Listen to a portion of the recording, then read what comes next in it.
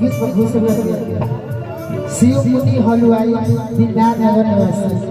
वहाँ तरफ से भी 100 रुपया पुरस्कार हमारे तरफ से स्वागत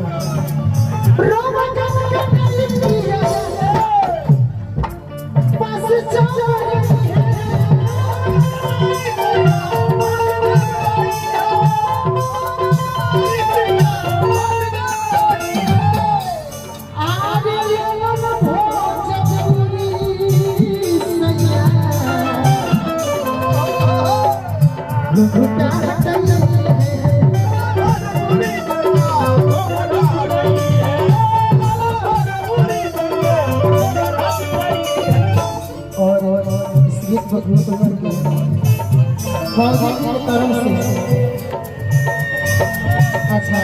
हेलो राजेंद्र सिंह सिपाही की तरफ से बहुत बहुत नमस्कार हमारा तरफ से दिल से स्वागत अभिनंदन प्रणाम माता रानी से बड़े जगह पर सरवर की